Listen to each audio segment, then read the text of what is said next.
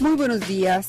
Hoy en su programa Lo que ellas quieren platicaremos sobre lecciones de vida aquí en Lo que ellas quieren. Quédese con nosotros. Está usted en el 91.5 de FM Zona 3. Comenzamos. ¿Por qué los hombres somos como somos? ¿Cómo podemos tratar y entender mejor a una mujer? ¿Cómo saber lo que ellas quieren? Zona 3 presenta un programa cuyo nombre lo dice todo. Lo que ellas quieren, con la doctora Alicia Soltero.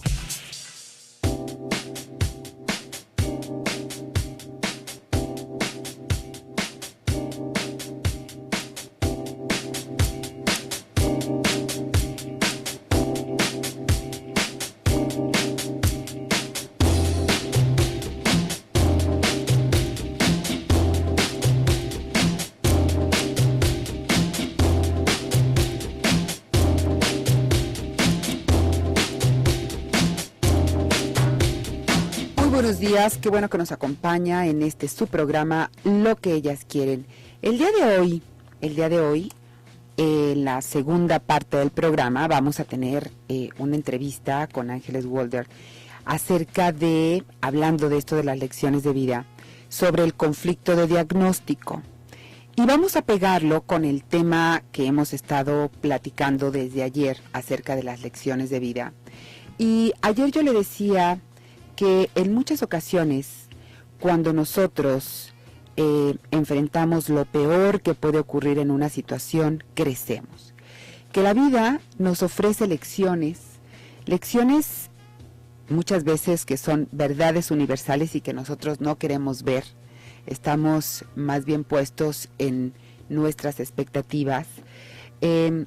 Nos enseñan estas lecciones aspectos básicos acerca del amor, de la mentira, del miedo, del tiempo, del poder, de las pérdidas, de las relaciones y de la autenticidad. Cuando las circunstancias en nuestra vida están en su peor momento, porque todos en algún momento hemos tenido una circunstancia que decimos, Dios, este es el peor momento de mi vida.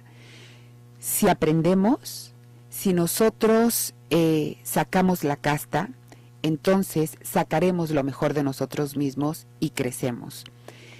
El día de hoy vamos a darnos cuenta que independientemente, y espero poder tener la conexión en tiempo, independientemente cuando a nosotros nos dan un diagnóstico, hablando sobre una lección de vida, un diagnóstico, pensemos en una enfermedad muy, muy severa, a veces ese diagnóstico lo convertimos en un pronóstico.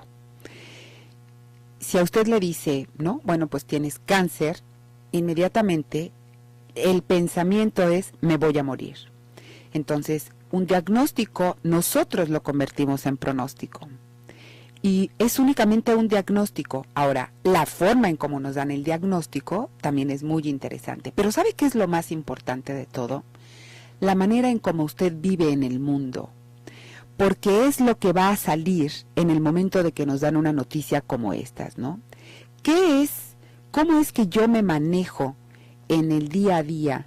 ¿Cómo es que yo recibo la vida en el día a día?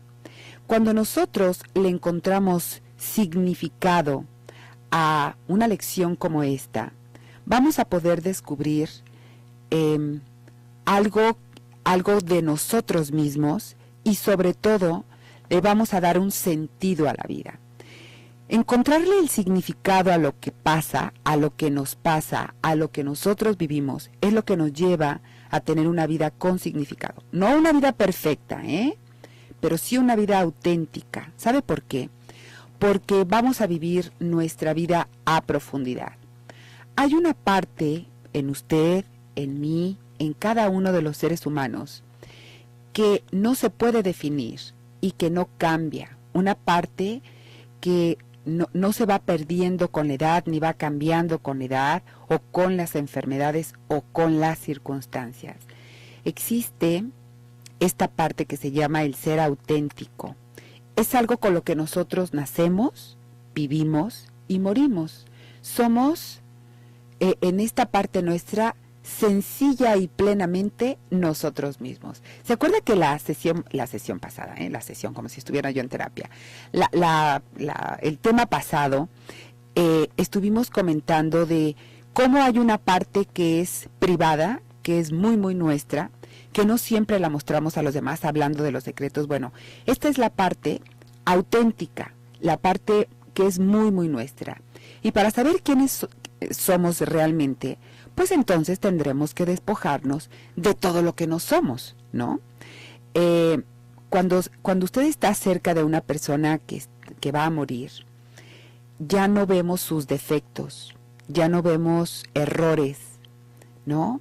Ya no vemos aquello a lo que antes le prestábamos atención.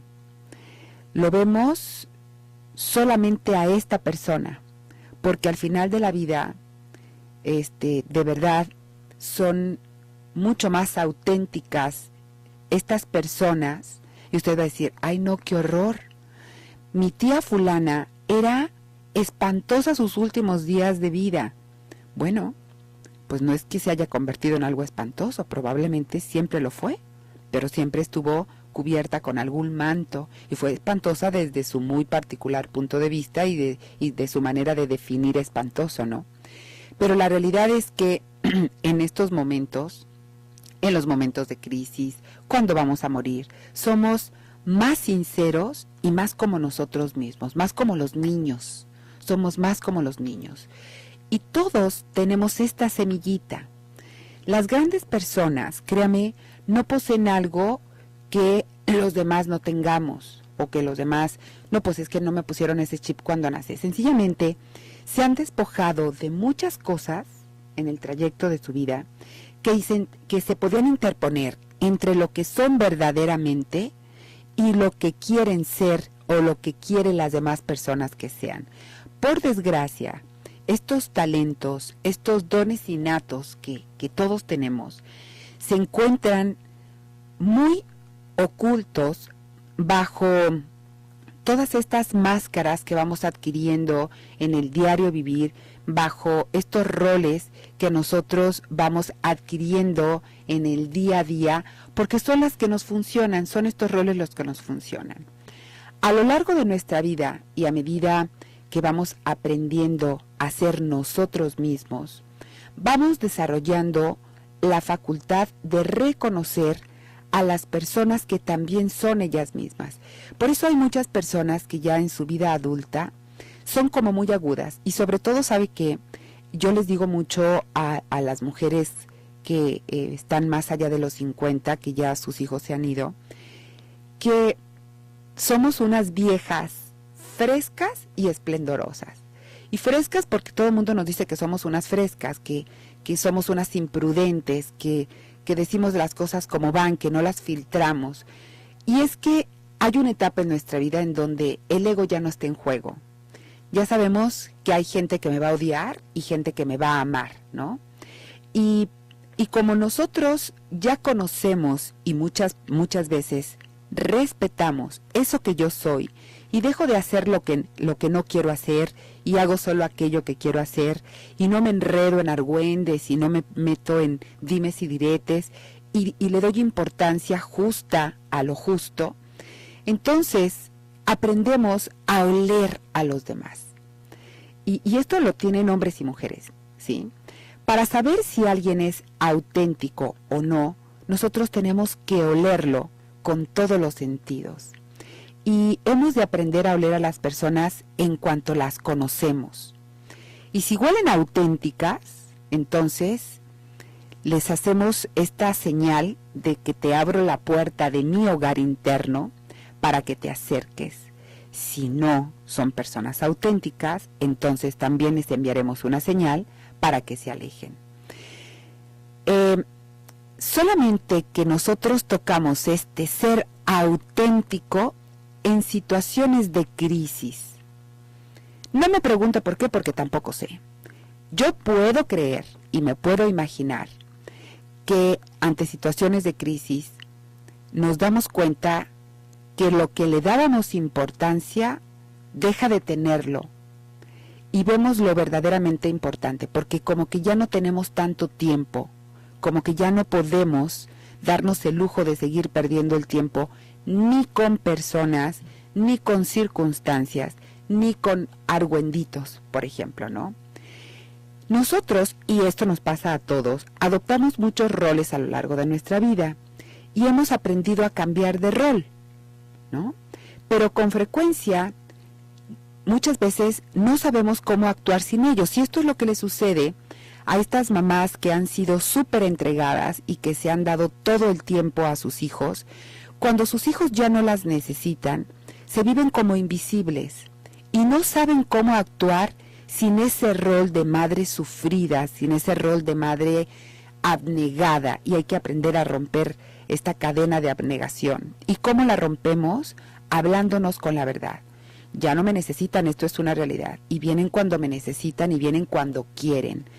Esta verdad es una verdad, pero es una cruda verdad, que a una mamá que toda su vida giró alrededor de ser mamá, pues esto le parece muy difícil porque no sabe cómo dejar de serlo, al menos dejar de serlo como ella lo conoce, porque hay muchas maneras de ser madres. Un hombre que su identidad y su valía estaba puesta en el trabajo, en la empresa, en el puesto, ese es un rol únicamente que va ejerciendo y que fue puliendo y ejercitando a lo largo de su vida. Cuando el trabajo se termina, cuando ya no va a estar en la empresa, su empresa, o cuando simple y sencillamente lo jubilan, no sabe cómo ser él, porque él sabe ser proveedor, él sabe ser jefe, él sabe ser director, él sabe ser dueño, no sabe ser él, ¿no? Y estos roles, créame, no son necesariamente malos.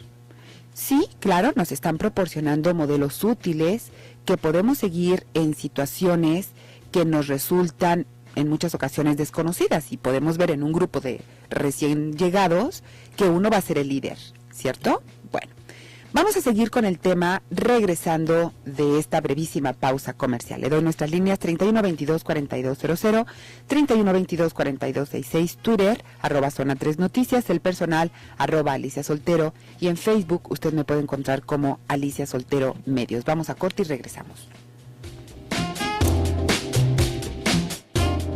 Si desea concertar una cita con la doctora Alicia Soltero, llame al 33 44 58 66.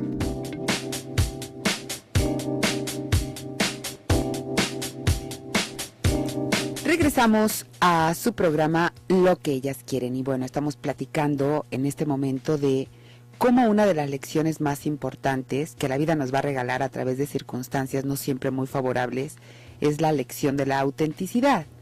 El cómo nosotros podemos ser auténticos, pero para eso tendremos que descubrir cuáles son los roles que hemos estado nosotros llevando a cabo en el trayecto de nuestra vida. Y no es que esté mal, no es que sea malo tener roles. Yo le dije, en algunos momentos son bastante útiles para ayudarnos a manejarnos en situaciones que son nuevas para nosotros, en situaciones desconocidas.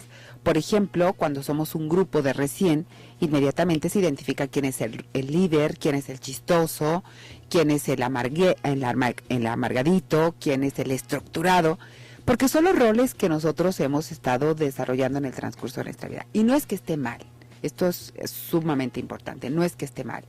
Hay que aprender a distinguir cuando un rol nos ayuda y cuando es esta parte que nos frena en nuestro crecimiento, ¿no? Por ejemplo, ahí le va. Muchas veces a nadie nos gusta reconocer que tenemos una parte nefastita, una parte como que es muy negativa, ¿no? Que ve la mosca en la pared ante cualquier circunstancia. Y reconocerla es importante porque podemos en el momento de decir, es que en esto soy de verdad muy negativa. Le vamos a encontrar la manera de poder exteriorizarla.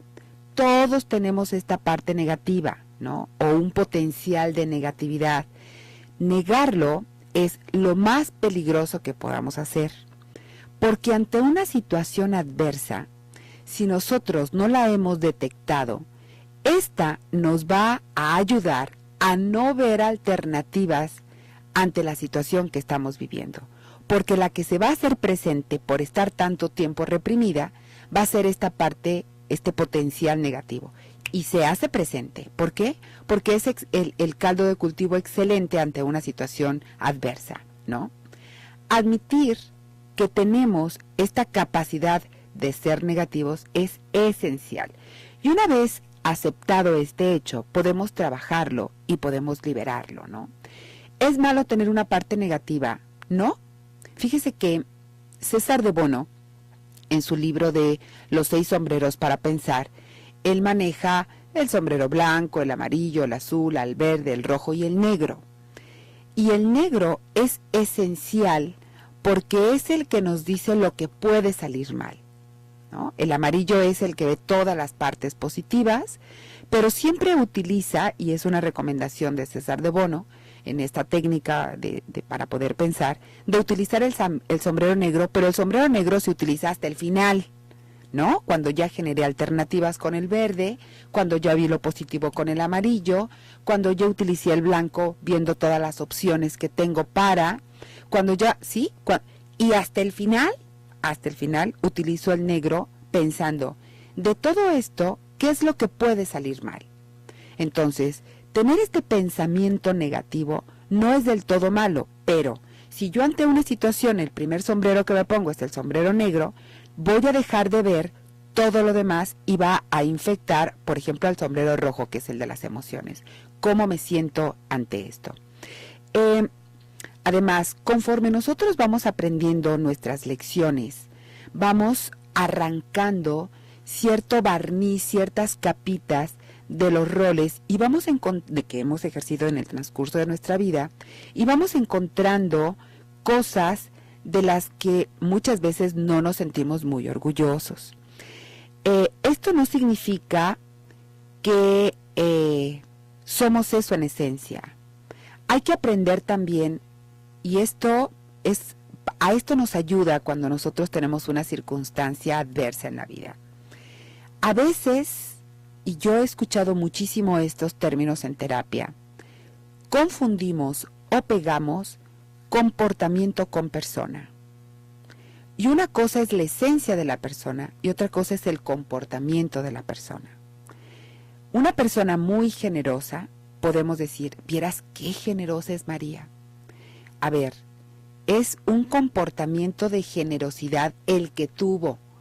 Le dio un hospedaje a una persona que en este momento lo necesitaba o le regaló sus servicios porque lo necesitaba. Es un comportamiento generoso. Pero una golondrina no hace verano y a veces nosotros un comportamiento lo tomamos como la personalidad total de este ser, ¿no? Lo mismo sucede con lo negativo. No quiere decir que sea una persona negativa. Ante las circunstancias adversas, ella ve siempre el punto negro. O ante una circunstancia gozosa, ella tiene que buscar el punto negro. Y estas son capas que vamos descubriendo cuando nosotros de verdad nos damos a la tarea de poder aprender la lección ante lo que nos va pasando, ¿no? Ir quitando estas capitas de roles que nosotros vamos desarrollando a lo largo de nuestra vida. Vamos a salir una breve pausa. Le recuerdo nuestras vías 3122-4200, 3122-4266, @ Zona 3 Noticias en Twitter, @ Alicia Soltero y en Facebook Alicia Soltero Medios. Vamos a corte y regresamos. Si desea concertar una cita con la doctora Alicia Soltero, llame al 33 44 58 66.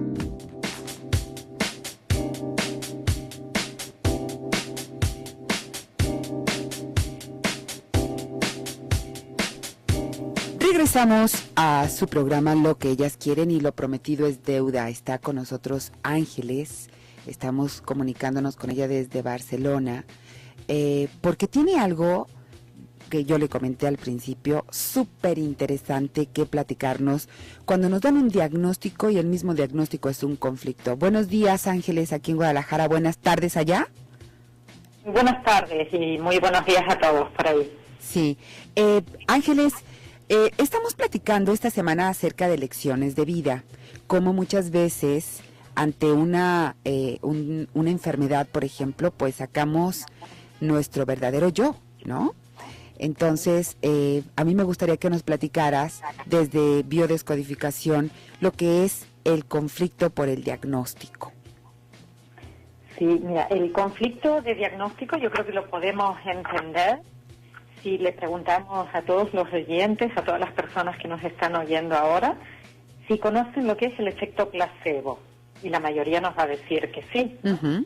Es sanar porque tenemos la creencia en ese fármaco, en ese comprimido que nos han dado, en ese tratamiento, y creemos 100% que nos va a dar un resultado. Independientemente de que ese comprimido contenga lo que tú crees, te dará resultado. Uh-huh. Entonces, en el caso del efecto contrario, lo que llamamos el efecto nocebo, te dicen que genéticamente, por ejemplo, puedes tener una enfermedad y tú creas también eso, o sea, lo creas en negativo. Entonces, los pensamientos, tanto positivos como negativos, van a afectar profundamente a nuestra biología. Y lo que creemos es lo que creamos. Uh-huh, claro. Lo que creemos es lo que creamos. Así es, así es. Y la gran dificultad que hay, Alicia, es que con los diagnósticos, pero ojo, no solo son los diagnósticos que nos da el médico, sino que hoy en día, por ejemplo, tenemos un acceso muy rápido a Internet y a buscar en las páginas científicas toda la información, y luego cogemos el diagnóstico que nos han dado como un pronóstico, uh-huh, independientemente de que sea el médico quien te lo da, o te lo dé Internet, o te lo dé la vecina del quinto, uh-huh, quien sea. Así es, ¿no?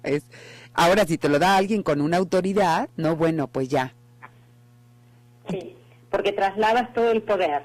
Te quedas vacía de poder, escuchas lo que dice el otro y el otro tiene la razón de tu existencia. Y entonces en ese momento tú has cedido absolutamente tu poder a otra persona, y no es lo que tú opinas o lo que tú crees, sino lo que te dicen los demás. Uh-huh. Porque muchas veces, mira, me pasa que me cuentan personas que han venido a consulta, que cuentan que se han dado cuenta de que tenían algo grave porque han visto la mirada que hacía el médico, o cuando miraba una radiografía o un estudio complementario hacía muecas. Otra persona me dijo, cuando me llamó la enfermera yo ya me di cuenta de que era yo, porque me llamó por mi nombre y nunca me había conocido, y ese día sí, y realmente era para decirle que tenía un tumor. Entonces, muchas veces han sido gestos o circunstancias que se han dado que han hecho que la persona se diera cuenta de la gravedad. Pero el problema reside en hacer de eso un pronóstico de vida. O sea, a mí me dicen que tal medicamento o que tal patología tiene un curso, tiene una evolución, y yo creo que realmente es así. Cuando no todos los cuerpos son iguales, no todas las personas reaccionan igual, y hay quienes por su trabajo personal pueden conseguir salir de ese punto de enfermedad, y hay quien no, quien queda atrapado en esto. Uh-huh, uh-huh, claro. Ángeles, en el miedo que me pudiera dar tener cualquier enfermedad, cualquiera que sea, ¿influye? El miedo es el principal factor. El miedo siempre está detrás de la mayor parte de las patologías. O sea, lo que nosotros tenemos como una fantasía, estamos fantaseando que hay algo ahí adelante que va a ocurrir, y eso lo hace el miedo. Y cuando tenemos cualquier tipo de sensación asociada al miedo, yo les invitaría a todos a que revisaran lo que está ocurriendo en su cuerpo a nivel de sensaciones corporales. Uh-huh. Porque es el cuerpo el gran detector del miedo, y también el elemento que nos va a ayudar a aliviar ese miedo. Ok, entonces, ¿cuál sería la recomendación cuando nos hacemos, por ejemplo, sobre todo, ¿sabes qué, Ángeles? El Papa Nicolau o la mamografía, nosotras las mujeres, que vamos y ya cuando tenemos cierta edad y tenemos algún antecedente en la familia de algo de cáncer de mama, por ejemplo, y nos dicen, vemos ahí, por ejemplo, algo raro porque abrimos el resultado y no conocemos nada. Es como las mujeres cuando abrimos el auto que se nos para. Yo no entiendo por qué siempre abrimos el cofre si no entendemos nada de motores, pero lo abrimos. Igual el diagnóstico lo abrimos y ahí empezamos con este temor. ¿Qué sería lo más recomendable hacer ahí, por ejemplo, cuando vamos a hacernos un examen? Mira, acabas de decir una cosa interesantísima, Alicia, que es porque en nuestra familia ha habido alguien que tiene una patología. Tenemos que desmitificar esa idea. Uh-huh. Lo que heredamos nosotros no son los genes que van a transportar una patología, sino que heredamos la manera de vivir los conflictos, la forma en que reaccionamos, nuestras conductas, nuestras reacciones, son las que determinan que después hagamos tal o cual patología. Pero no porque en mi caso hubiera habido mi abuela, mi madre, que han tenido problemas, por ejemplo, en útero, o problemas en mamas, o problemas en vagina, que yo lo voy a hacer, sino en todo caso, si tengo la misma forma de reaccionar que mi abuela y que mi madre. Esto sería lo primero. Entonces, si sabemos que realmente no vamos a tener una tendencia a hacer patologías, lo que podemos hacer es revisar nuestra historia cuando vivimos conflictos. Okay. Sería la primer cuestión. Okay. Me quiero quedar aquí. Cuando me van a dar un diagnóstico y yo tengo miedo, pues aclarar con los médicos o con el personal que te da el diagnóstico todo lo que ellos tienen desde la visión alopática, todo lo que entienden los médicos. Pero eso no significa que tu cuerpo no pueda reaccionar de manera distinta que el cuerpo que está al lado. Ok. Me quiero quedar aquí, Ángeles, porque tengo una pregunta que quiero hacerte de nuestro público sobre un diagnóstico que le hicieron a una mujer que tiene 50 años, de que tiene principios de Alzheimer. Me quedo con esto, vamos a corte y ahorita regresamos. Si desea concertar una cita con la doctora Alicia Soltero, llame al 33 44 58 66. Regresamos con Ángeles Walder, que está aquí con nosotros vía telefónica desde Barcelona, platicando sobre descodificación biológica original y este asunto entre diagnóstico, el conflicto del diagnóstico y cómo a veces el diagnóstico nosotros lo convertimos en un pronóstico horroroso. Y quedó una pregunta al aire. Una mujer de 50 años le acaban de diagnosticar a Ángeles que tiene principios de Alzheimer. ¿Qué le podrías decir a ella? De Alzheimer. Alzheimer, sí. El Alzheimer es la patología en donde la persona se desconecta para poder ser cuidada. Es la patología donde la persona se vuelve niño o niña, donde no puede asumir la realidad y no puede hacer nada para cambiarla. Es muy similar en cuanto a conflicto a una depresión, cuando tengo que someterme y desaparecer porque la realidad es muy dura de vivir. Y también es muy similar a aquellas personas que dicen, yo no me acuerdo de nada, yo me he olvidado de toda mi infancia, no tengo recuerdos prácticamente de nada. Cuando no tenemos recuerdos es porque esos recuerdos son muy dolorosos. Y entonces nos cuesta mucho el acceso. En el caso del Alzheimer, yo recomiendo siempre el trabajo de la familia, todos los que están alrededor de la persona, el sufrimiento que tienen por encontrarse en esta situación. Y realmente la enfermedad es un camino de evolución, sobre todo cuando la enfermedad es así tan grave, ¿no? Ok. ¿Y a ella qué le recomendarías? O sea, la familia, ¿qué tendría que hacer? ¿Acercarse? Y seguramente un cambio de vidas. Porque si da una enfermedad es porque hay algo en su vida que no quiere y no puede.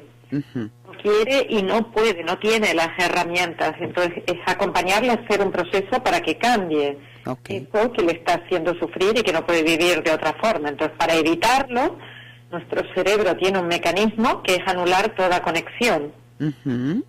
Okay. Pues quería hacer un proceso personal. Hacer un cambio de vida. Un cambio de vida y un proceso que es lo que la mayoría de las veces las enfermedades vienen a decirnos. El hecho está en desidentificarse con aquello que has vivido y que no puedes soltar. Tener que soltar roles o papeles que no quieres dejar porque te va la vida. Claro, claro. Muy bien. Y yo creo que esto es algo que de verdad todas las gentes deberían de conocer, porque es algo muy, muy, muy interesante y también muy reciente, ¿verdad, Ángeles? Sí, mira, hemos estado este fin de semana en Madrid en el Congreso de Conciencia Cuántica con Bruce Lipton, Jenny McTaggart, con un montón de gente que está a la vanguardia en estos temas y todos han focalizado en lo mismo.